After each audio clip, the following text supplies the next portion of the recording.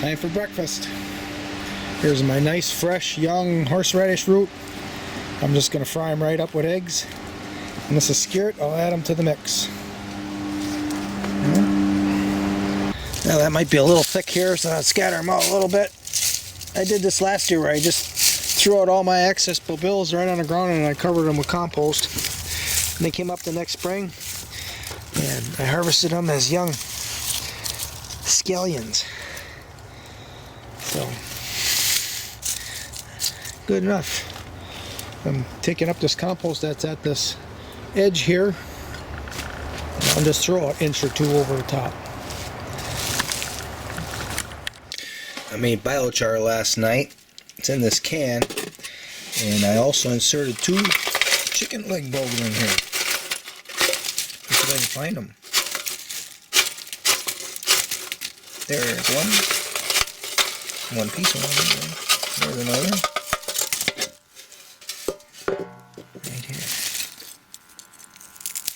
Yeah, I'd say that's in the biochar. Bone char. Look at that. Here's another one. Yeah, good. You can see how this is the wood, and that breaks apart very easily too.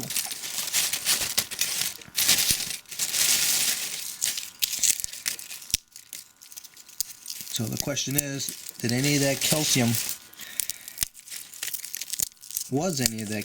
retained in those bones? That's the question. There were 2 bones.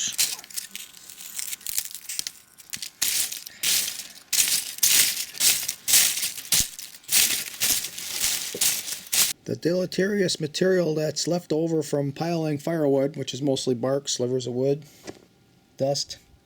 I used to burn it in a wood burner, but now I throw it on the garden beds and let soil life convert it into beautiful carbon-rich soil.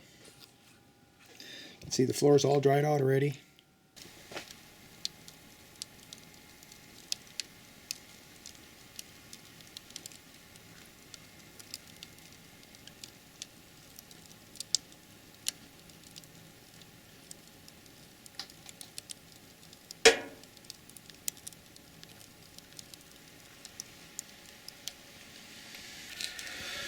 In the dustpan I have eggshells crushed.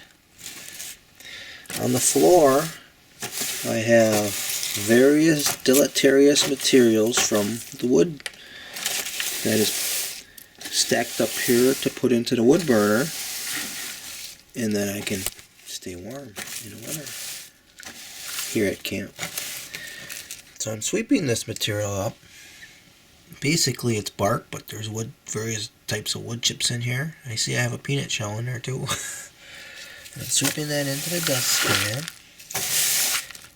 And the lesson is, in the past, I would throw that in a wood burner and think that I was doing something positive, using it to help heat the camp. But now I have a much better use. I put this material on the garden beds that I'm building surrounding camp. And it becomes calcium and humus.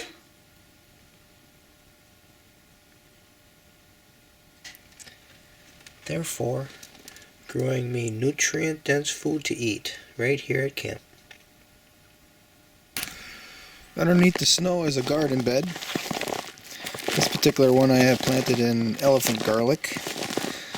And just going to scatter these things around. And this is the result. Easy to be seen on top of the snow. We have turkeys over there by the feeder.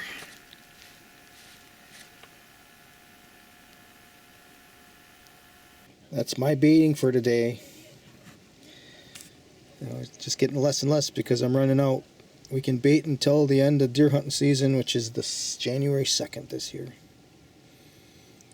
But by the time I get to the end of it, I'll be probably throwing 1 or 2 apples out because I'm running pretty low. The moon.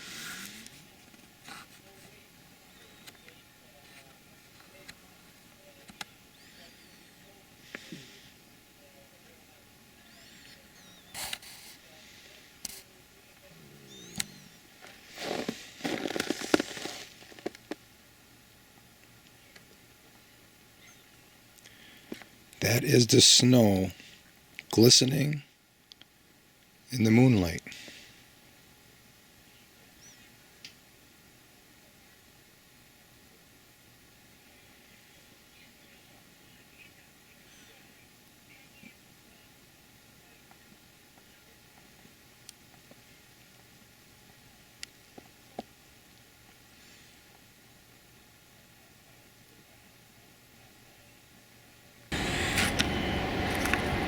It's December 15th, hey, and this is a record warm temperature today here in USDA planting zone 5. And I took advantage of it to plant tree seeds from various kind of oddball varieties of trees. Bush cherries maybe not as odd, but we have medlar and azarole. And plus I had some seeds of some berries that I don't even know what they were. I forget about them. I planted them, see what comes up, right? And then some of the peach pits that I planted were from trees right here on this property. I punched some holes in the ground with this stick right here. See? Punched a dozen, and I don't know how many peach pits I have, but I'm sticking peach pits in there. And I want them to overwinter in the bed and sprout, germinate on their own without any intervention. These are seeds from the azarole fruit. I'm going to plant those in amongst these captivator gooseberries and bush cherries. These are seeds from medlar fruit, and they are also going to be planted in the middle of the captivators and the bush cherries. These are bush cherry seeds, and I'm going to be planting them in amongst these honeyberries. I don't remember what the heck these seeds are. I'm just going to plant them in one hole next to this honeyberry right here. And these are quince.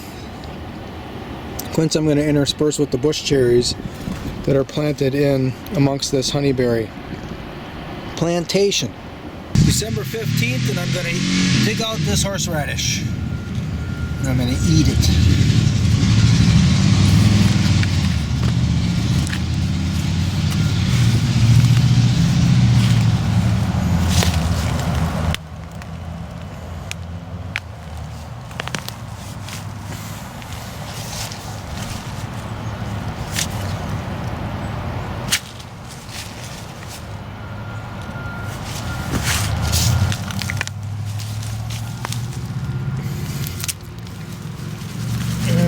Doesn't look like much. Oh, yep, got some on there. Oh yeah, that's a nice one. Oh yeah, that's a pretty nice one there. Got a bucket back here with a little bit of water.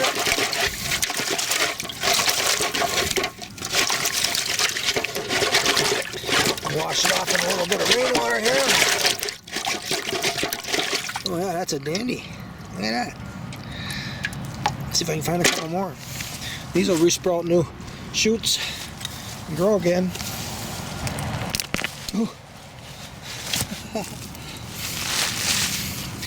Oh man, look at how big a piece snapped off in there. It's okay, we'll leave it there. We'll come back. This is a nice hunk here. Nice hunk.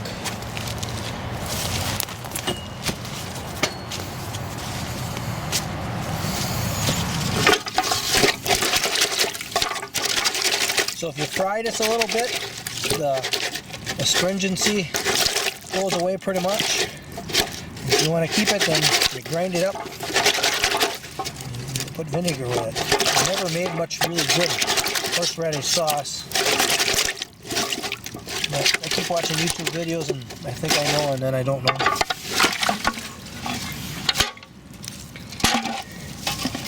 Okay.